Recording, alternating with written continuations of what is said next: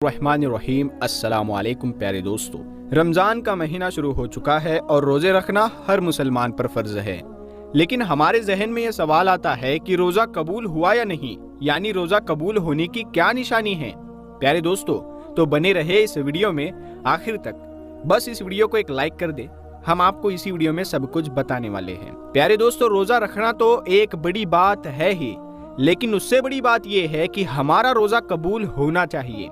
यानी कि जो अमल हम कर रहे हैं उसका करना बहुत बड़ी बात नहीं है, बल्कि हमारे उस अमल को अल्लाह तबारक व ताला कबूल फरमा ले, ये बड़ी बात है। हम रोज़ा रख रहे हैं ये तो फ़र्ज़ है, लेकिन अल्लाह तबारक व ताला हमारा रोज़ा कबूल कर ले, ये उससे भी बड़ी बात है। आप सल्लल्लाहु ताला अलैहि वसल्लम ने इरशाद फरमाया, रोज़ा सिर्फ ना खाने पीने का नाम नहीं है, बल्कि रोज़ा नाक का, कान का, मुंह का, जुबान का है।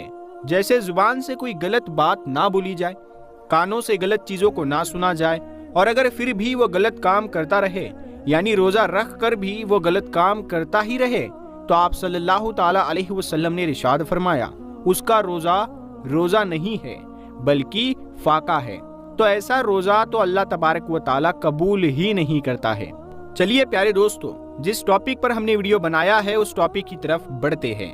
रोजा कबूल होने की 3 निशानियां हम आपको बताते हैं कि अगर आपका रोजा कबूल होगा तो कुछ ऐसी चीजें जाहिर हो जाएगी जिससे आप ये समझ सकते हैं कि हमारे रोजे को अल्लाह तबारक व ताला ने कबूल फरमा लिया है। प्यारे दोस्तों, जब कोई इंसान रोजा रखता है तो फिर वो बहुत सारे एहतियात करता है कि कहीं ऐसा ना हो कि हमारा रोजा मकरूह भी हो जाए। रोजा मकरूह होने से भी उसको डर लगता है, क्योंकि सबसे पहली बात तो उसने खाना पीना छोड़ दिया है।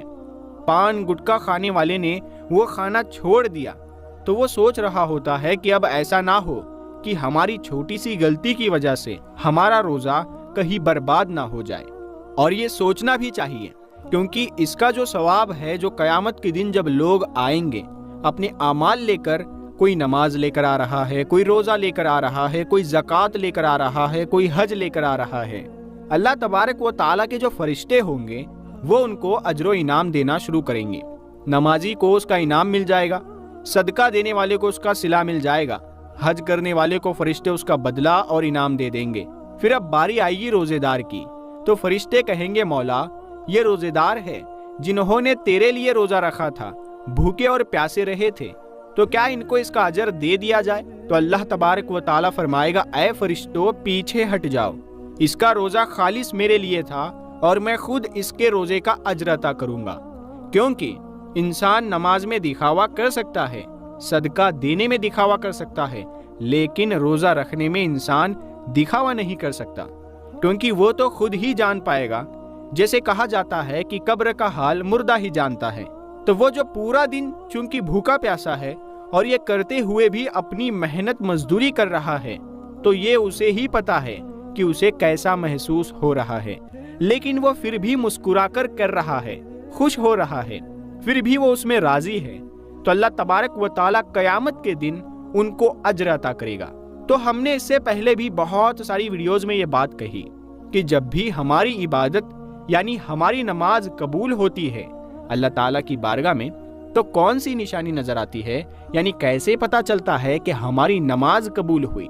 जैसे अगर आपने नमाज पढ़ी, मसलन आपने फजर की नमाज पढ़ी, फजर की नमाज पढ़ने के बाद आपने जोहर की नमाज भी पढ़ ली, यानी आपको जोहर पढ़ने की तौफीक मिल गई, तो इस बात की निशानी है कि आपकी फजर की नमाज को अल्लाह तबारक व ताला ने कबूल फरमा लिया।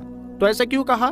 क्योंकि आपके दरवाजे से न जाने रोजाना कितने लोग गुजरते होंगे, तो क्या आप किसी को घर के अंदर बुलाते हैं? नहीं ना। यानी आप जिनसे मोहब्बत करते हैं, जो अपने खास है, उनको बुलाते हैं। अगर कोई एक बार आपके घर आ गया और आपको अगर उसका आना बहुत अच्छा लगा, फिर आप उसे फिर से इनवाइट करोगे कि भाई आ जाओ, थोड़ी देर बैठ लो, हम बातें करते हैं, गुफ्तगू करते हैं। यानी जब किसी इंसान का आपको कोई काम अच्छा लगता है या उसका रवैया अच्छा लगता है, तो आप उसे बार बार अपने पास बैठाना चाहते हो, उससे बातें करना चाहते हो। इसी तरह से जब अल्लाह ताला किसी की नमाज को कबूल फरमा लेता है, तो फिर अगली नमाज की उसको तौफीक अता फरमा देता है, वो अगली नमाज भी पढ़ लेता। जब अल्लाह उसे पढ़ने की तौफीक देता है, تو یہ نشانی ہوتی ہے کہ پچھلی نماز کو اللہ تعالیٰ نے قبول فرما لیا۔ اور اگر ہمیں نماز پڑھنے کا وقت نہیں مل رہا ہے تو ہم یہ نہ سوچیں کہ ہمیں وقت نہیں ملا اسی لیے ہم نے نماز نہیں پڑھی، بلکہ یہ سوچا کرے کہ ہم کتنے بڑے گنہگار ہیں کہ اللہ تعالیٰ نے ہمیں اپنے سامنے کھڑا کرنا بھی پسند نہیں کیا۔ اسی طرح سے روزہ اگر ہم نے ایک روزہ رکھا اس کے بعد ہم نے اگلا روزہ بھی رکھ لیا تو یہ اس بات کی نشانی ہو گئی کہ ہمارے پچھلے روزے کو اللہ تبارک و تعالیٰ نے قبول فرما لیا۔ لیکن اس کا مطلب یہ نہیں کہ آپ روزہ رکھ کر بھی غلط کام کر رہے ہیں، جھگڑا کر رہے ہیں، گالی گلوچ کر رہے ہیں، جو نہیں دیکھنا چاہیے وہ دیکھ رہے ہیں، جو نہیں سننا چاہیے وہ سن رہے ہیں، یعنی وہ سارے کام آپ کر رہے ہیں روزہ رکھ کر جن سے اللہ تعالیٰ نے روکا ہے، اور پھر آپ اپنی ہٹ کرمی میں روزہ رکھ رہے ہیں کہ ہمیں تو روزہ رکھنا ہے، ہمیں تو پیاس لگتی نہیں ہے۔ تو میرے دوستو، اگر آپ کو پیاس لگتی نہیں ہے تو پھر آپ روزہ رکھ رہے ہو تو پھر آپ کے روزہ رکھنے کا کیا مطلب ہے؟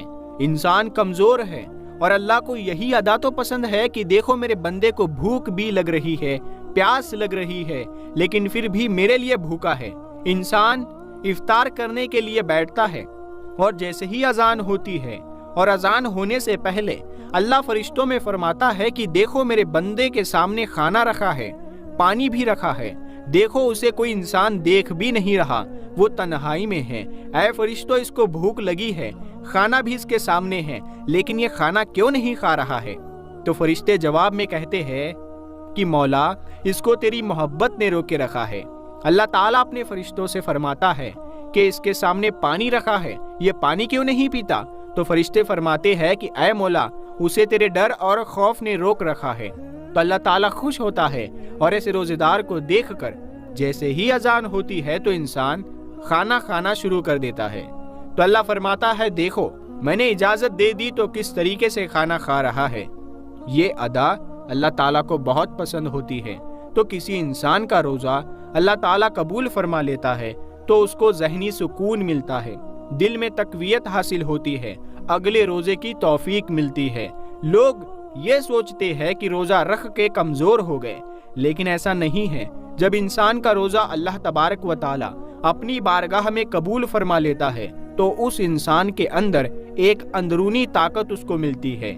اگر اوپر سے وہ دکھ رہا ہوگا کمزور ہے، لیکن اندر سے اسے ایک طاقت اور قوت ملتی ہے، وہ بندہ خود محسوس کرنے لگتا ہے۔ یہ روزے کا کمال ہے، اسی لیے روزے کو ہرگز مس نہ کرے۔ آپ صلی اللہ تعالیٰ علیہ وسلم نے ارشاد فرمایا جس نے ایک روزہ بغیر بیماری یا بغیر مجبوری کے چھوڑ دیا تو پھر ساری زندگی بھر بھی اگر وہ روزے رکھے تو اس کا پورا حق ادا نہیں ہو سکتا۔ آپ صلی اللہ تعالیٰ علیہ وسلم نے فرمایا کہ روزے دار قیامت کے دن عرش کے سائے کے نیچے کھاتا پیتا مسکراتا ہوگا، بے روزے دار حساب و کتاب میں مبتلا ہوگا۔ پیارے دوستو، ہم امید کرتے ہیں کہ آپ کو آج کا یہ ویڈیو پسند آیا ہوگا، اور ہم یہ امید کرتے ہیں کہ آپ بھی پورے روزے رکھیں گے اور اللہ تبارک و تعالی ہمیں بھی توفیق عطا فرمائے، آمین۔ پیارے دوستو، اس ویڈیو کو آپ اپنے دوستوں میں شیئر کریں تاکہ وہ بھی موٹیویٹ ہو سکے روزہ رکھنے کے لیے۔ تو ہم ملتے ہیں اگلی ویڈیو میں، تب تک کے لیے السلام علیکم۔